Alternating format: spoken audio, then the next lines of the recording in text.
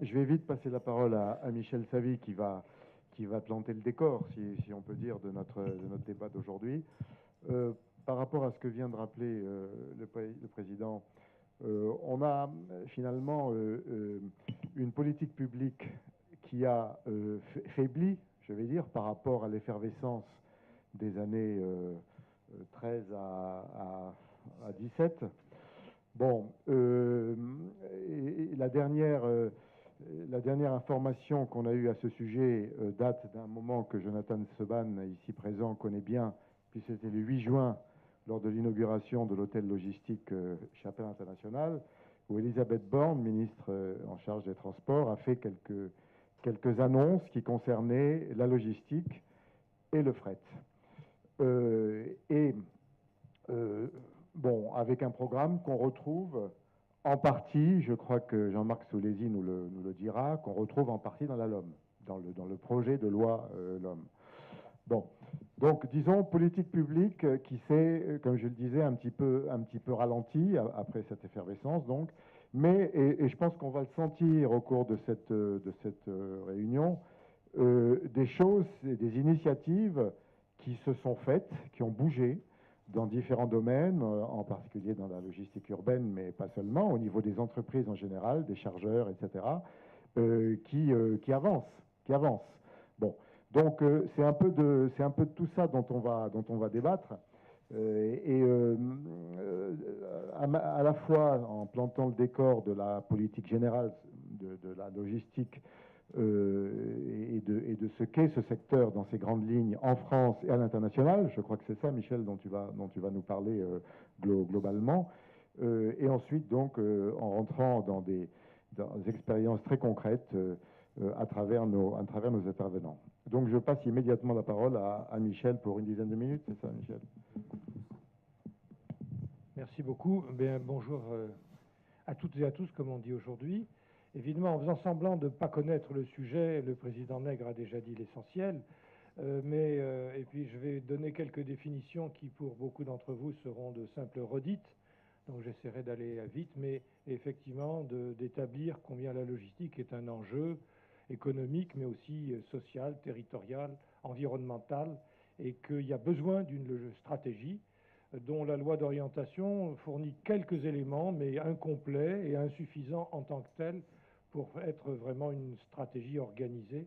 Mais enfin, l'avenir appartient aux décideurs politiques. Les milieux économiques et sociaux sont en tout cas prêts à contribuer à enfin passer à l'œuvre. Alors, bon, comme je suis prof, j'annonce mon plan. Quelques rappels très vite. Insister sur la fonction économique de la logistique dans une économie de flux où il n'y a plus de stock, où la circulation des marchandises importe autant que leur fabrication strictement dite.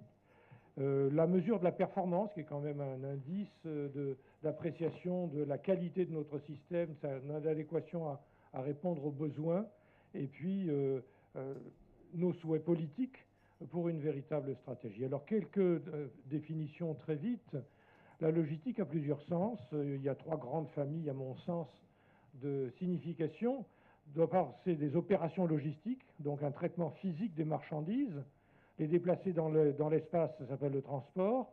Et les déplacer en bon état dans le temps, c'est la manutention, c'est l'emballage, c'est l'entreposage, etc. Et ça tout. Bon. Le deuxième sens, c'est beaucoup plus abstrait, c'est une technique de gestion. Gestion des flux d'informations, flux de produits dans l'entreprise et dans les relations inter-entreprises. D'où la formule à la mode, le supply chain management, la gestion de la chaîne d'approvisionnement. Et puis troisièmement, c'est une industrie, une branche économique en cours de structuration, d'émergence sous nos yeux, et qui marie le transport, l'entreposage, la manutention, etc., dans un service intégré qui n'existait pas historiquement, bien que la moitié des emplois logistiques restent internes aux firmes agricoles, industrielles ou de distribution, et qu'un tiers seulement soit chez les prestataires logistiques, celui qu'on appelle les 3PL, Third Party Logistics en anglais. Alors, TDIE a pour fonction, comme association, comme think tank politique, que nous revendiquons d'être, de s'intéresser au transport, y compris des marchandises. Mais on ne comprend plus le transport de marchandises en l'isolant d'une activité logistique plus vaste, dont il est souvent le noyau. la plupart des grands prestataires logistiques sont issus du monde du transport ou y appartiennent encore.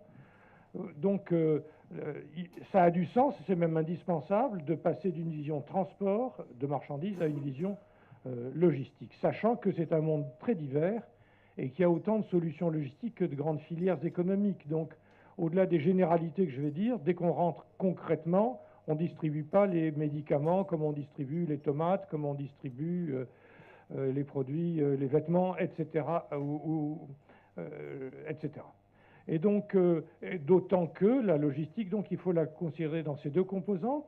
La composante cinétique, ce qui bouge, le transport, y compris les infrastructures qui sont nécessaires, mais aussi la composante statique, avec des bâtiments spécifiques et qui s'implantent ou n'importe où, avec les dégâts que ça peut causer sur l'environnement, ou dans des zones dédiées qui deviennent dès lors des enjeux d'aménagement du territoire à l'échelle des communes, des régions et nationales. Donc on a un système territorial, politique, géographique, économique, territorial tout à fait passionnant, et dont on peut souhaiter que les régions et les métropoles, dans leurs nouvelles compétences, se saisissent.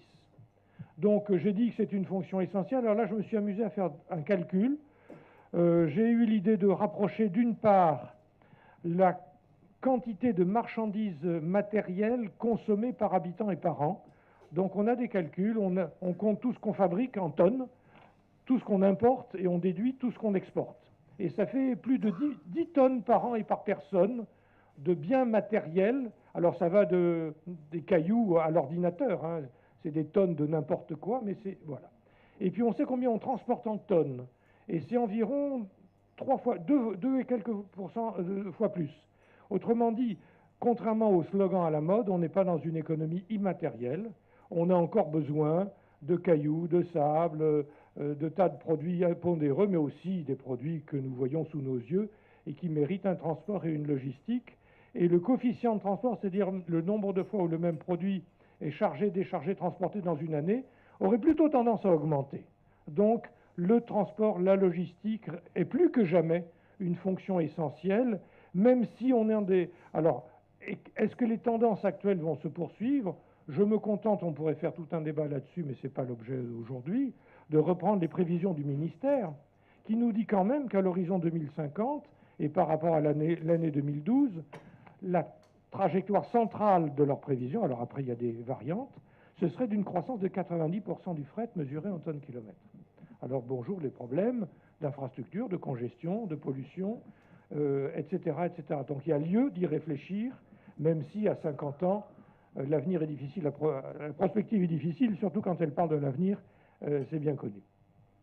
Alors je parlais de modèle de production, très schématiquement, on voit en bas le vieux modèle de production industrielle où on produit et puis après on essaie d'écouler ce qu'on a fabriqué. Donc on a des très grands stocks de couleur verte et puis un système de transport et un système d'information relativement frustre.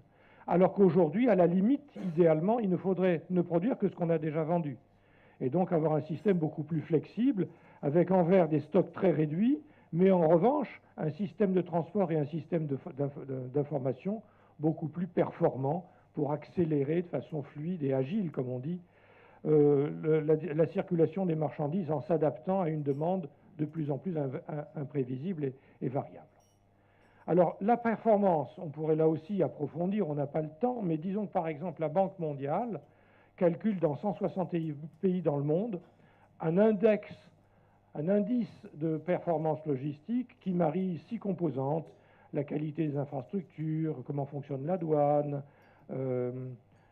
est-ce qu'on a des prestataires de qualité, etc., etc. Donc j'abrège, et puis mélange tout ça dans un cocktail et en sort un indice synthétique. Donc il faut le prendre avec du recul. La robustesse scientifique, en plus que c'est une enquête d'opinion auprès d'un certain nombre de professionnels, ça n'est pas une vraie mesure. Néanmoins, ça nous donne des indications, d'autant que ça existe depuis plusieurs années, et chaque pays, chaque ministre des Transports, j'imagine, quand ça sort, dit où est-ce que j'en suis par rapport à l'année précédente. Et la France est 15e. Alors, cela étant, on est dans un domaine qui évolue rapidement. Ça, c'est la part de coût logistique dans le PIB américain sur 35 années. Non, ça, c'est la comparaison internationale, je n'ai pas mis mes lunettes, du poids de la logistique dans le PIB national. Et on voit que les pays pauvres supportent un coût logistique 2 fois plus élevé que les pays les plus avancés. Donc c'est un handicap supplémentaire à leur retard de développement. Et là, en France, en gros, mais Louis Nègre l'a dit, le coût logistique, c'est de l'ordre de 10% du PIB, et c'est 1,8 million d'emplois, 1 800 000 emplois, moitié chez des prestataires, moitié cachés dans le reste de l'économie. Donc ça n'est pas négligeable. Et ça, effectivement, c'est l'évolution du coût logistique aux États-Unis qui a été divisé par 2 en 35 ans. Ça montre que malgré une qualité de service certainement supérieure aujourd'hui à ce qu'elle était, mais aussi peut-être moins de produits lourds à transporter, il y a un grand effort d'organisation, de qualité, de réduction du coût, qui nous concerne. Et ça, c'est donc tous les pays enquêtés par la Banque mondiale, où on voit clairement qu'entre le niveau de développement économique qui est sur l'axe des abscisses et l'indice de performance logistique sur l'axe des ordonnées, il y a une certaine relation. Les pays les plus développés sont les plus efficaces, mais la France est 15e. Et qui sont les premiers de la classe mondiale? L'Allemagne, la Belgique, les Pays-Bas, la Suède, le Royaume-Uni. Nos voisins et nos concurrents. Donc, alors on a fait des programmes, on était 16e la fois précédente. On est passé de la... C'est bien quand même. Hein. Donc ça veut dire qu'on n'est pas mauvais. Quand on est 15e sur 150 pays dans le monde, on fait plutôt des bons élèves. Mais les meilleurs sont nos voisins et nos concurrents. Et il y a marge de progrès, il y a besoin de progresser, il y a besoin d'une stratégie. Donc quelle stratégie? Louis Nègre l'a dit, on a déjà des éléments, on a réfléchi, les milieux professionnels, les élus se sont déjà mobilisés lors de la conférence nationale, le gouvernement de l'époque, mais le ministre de l'économie s'appelait Emmanuel Macron, a signé un document stratégique qui insiste sur les enjeux, et je rappelle très vite ces péripéties qui ont déjà été mentionnées. Et la nécessité d'une stratégie de logistique n'est pas seulement motivée par les enjeux immédiats de la logistique, qui sont pourtant très importants. Mais une stratégie logistique est en outre partie prenante à des orientations politiques encore plus puissantes. La transition énergétique. Le fret compte pour beaucoup dans la consommation d'énergie, dans les pollutions des villes, etc., etc. Et la transition numérique, évidemment, qui va le bouleverser, qui le bouleverse déjà, avec notamment des enjeux d'emploi considérables. Est-ce que les compétences, est-ce que les qualifications, est-ce que les effectifs du travail seront les mêmes si on automatise les entrepôts, et c'est déjà en train de se faire, si on automatise progressivement les véhicules, etc. Donc tout ça sont des questions importantes qui ajoutent à la nécessité d'une réflexion sérieuse et à long terme sur la logistique, sans oublier bien sûr les enjeux territoriaux qui sont à la fois des problèmes et des solutions. Car c'est sur le terrain qu'en se regroupant, les acteurs élus, professionnels, sociaux, peuvent travailler pour dégager des solutions sur mesure. Et il faut réfléchir cas par cas, filière par filière, aux améliorations possibles.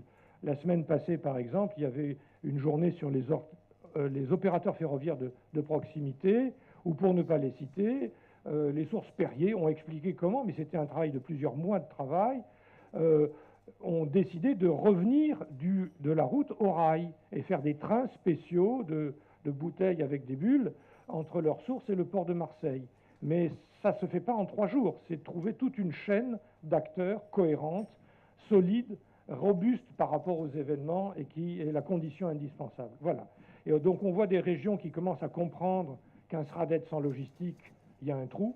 Quand on s'occupe de développement économique, d'aménagement du territoire, de mobilité et de formation professionnelle, ne pas prononcer le mot logistique, c'est parce qu'on ne veut vraiment pas le savoir, quoi. Bon. Et on voit d'autres évolutions, par exemple en logistique urbaine, la charte du Grand Paris, qui n'est pas seulement la ville de Paris, mais plusieurs dizaines de communes qui ont compris qu'il y a un enjeu métropolitain. Je vais bientôt finir, je ne sais pas si je ne veux pas abuser de votre temps. Donc, il est clair qu'une stratégie est nécessaire, que c'est un jeu d'acteurs, que la logistique est un système complexe, avec du privé, du public, du central, du local, etc. Et que toutes les dimensions du développement durable, économique, social, environnemental sont évidemment concernées.